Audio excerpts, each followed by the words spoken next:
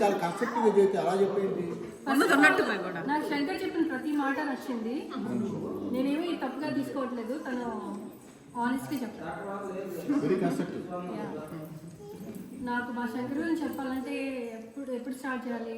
మా మ్యారేజ్ కాకముందు నేను ఫస్ట్ మా శంకర్ని మా ఫ్రెండ్ వాళ్ళ హస్బెండ్ తన ఫ్రెండ్, ఆ అమ్మాయి నా ఫ్రెండ్ అనమాట. అలాగా ఒక కామన్ మీటప్లో కలిశాను.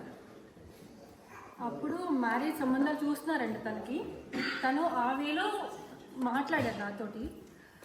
ఐ హ్యాడ్ న్యూట్రల్ ఎక్స్ప్రెషన్ అనమాట ఆ టైంలో. ఎందుకంటే అప్పుడే జాబ్లో జాయిన్ అయ్యాను, లైఫ్లో సెటిల్ అవ్వాలి. నేను ఎడ్యుకేషన్ లోన్ త్రూ చదువుకున్నాను కాబట్టి ఫస్ట్ లోన్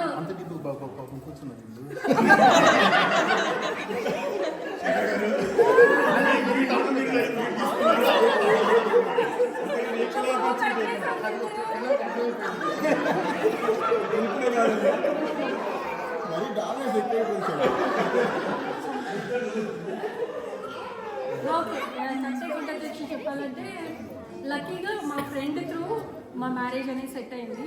అది నేను చాలా లక్కీగా అనుకుంటాను. ఎందుకంటే నాకున్న మైండ్ స్టేట్కి నేనేంటంటే ఏదన్నా అనుకుంటే అది చేసేస్తాను, రిప్రికాషన్స్ ఆలోచించను. శంకర్ ఏదైనా పని చేయాలంటే ముందు ఆలోచించి చేస్తాడు. నాకు ఏదైనా నచ్చితే నేను వెంటనే వెళ్ళిపోతాను.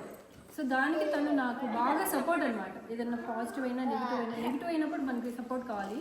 నన్ను ఎప్పుడూ ఇంట్లో ఇలా చేసా అలా చేసా అని ఎప్పుడు అనలేదు.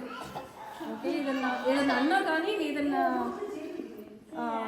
అనేటట్టుగా నేనే చేసుకుంటాను. ఏదో తప్పు చేస్తాను, వెళ్ళి శంకర్ ఎలా ఉందని అడుగుతాను, మళ్ళీ దాని ఫీడ్బ్యాక్ కావాలి. అప్పుడు చెప్తాడు, హార్ష్గా చెప్తాడు, ఇంకొకసారి రిపీట్ చేయకు, దీనివల్ల చాలా రిపీటేషన్స్ అవుతున్నాయి, నీకు తెలియట్లేదు. ఏంటంటే నేను అన్నీ పాజిటివ్గా తీసుకుంటాను. సో నాకు పక్కన వాళ్ళు ఏమైనా ఫీల్ అవుతున్నా కానీ ఏమీ అర్థం కాదనమాట. అలాంటివి నేను చాలా తన దగ్గర నుంచి నేర్చుకున్నాను. I would say I'm matured because of my husband. I became matured. ఎందుకంటే నాకు ఎప్పుడు కిడ్డిష్ మెంటాలిటీ టైప్ ఉంటుంది. ఏమనుకోలే, మనోళ్ళే కదా అనుకుంటాను. ఏం చెప్తున్నారు? 20 సంవత్సరాల నుంచి అర్థం కావట్లేదు.